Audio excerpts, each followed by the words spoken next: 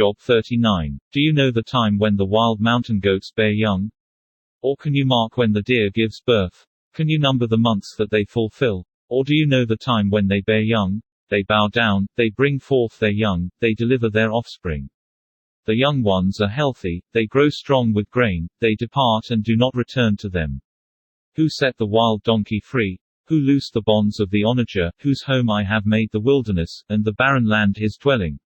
He scorns the tumult of the city, he does not heed the shouts of the driver. The range of the mountains is his pasture, and he searches after every green thing. Will the wild ox be willing to serve you? Will he bed by your manger? Can you bind the wild ox in the furrow with ropes? Or will he plow the valleys behind you? Will you trust him because his strength is great? Or will you leave your labor to him? Will you trust him to bring home your grain, and gather it to your threshing floor? The wings of the ostrich wave proudly, but are her wings and pinions like the kindly storks? For she leaves her eggs on the ground, and warms them in the dust, she forgets that a foot may crush them, or that a wild beast may break them. She treats her young harshly, as though they were not hers, her labor is in vain, without concern, because God deprived her of wisdom, and did not endow her with understanding. When she lifts herself on high, she scorns the horse and its rider. Have you given the horse strength? Have you clothed his neck with thunder? Can you frighten him like a locust? His majestic snorting strikes terror. He paws in the valley, and rejoices in his strength, he gallops into the clash of arms.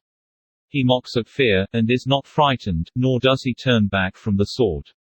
The quiver rattles against him, the glittering spear and javelin. He devours the distance with fierceness and rage, nor does he come to a halt because the trumpet has sounded.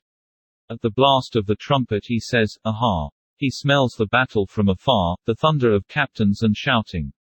Does the hawk fly by your wisdom, and spread its wings toward the south? Does the eagle mount up at your command, and make its nest on high? On the rock it dwells and resides, on the crag of the rock and the stronghold. From there it spies out the prey, its eyes observe from afar.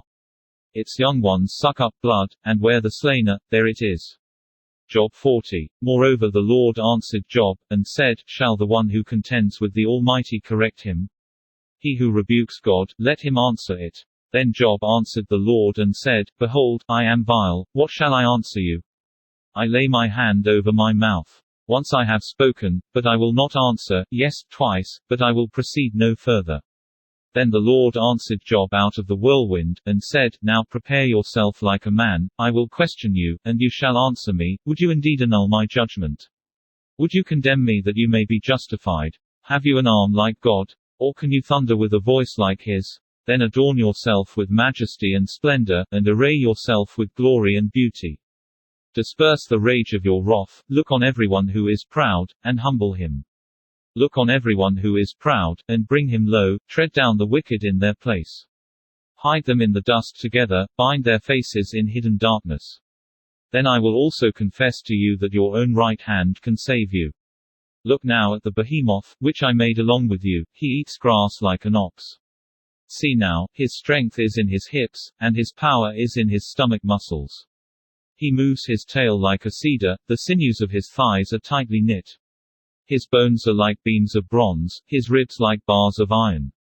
He is the first of the ways of God, only he who made him can bring near his sword. Surely the mountains yield food for him, and all the beasts of the field play there. He lies under the lotus trees, in a covert of reeds and marsh. The lotus trees cover him with their shade, the willows by the brook surround him.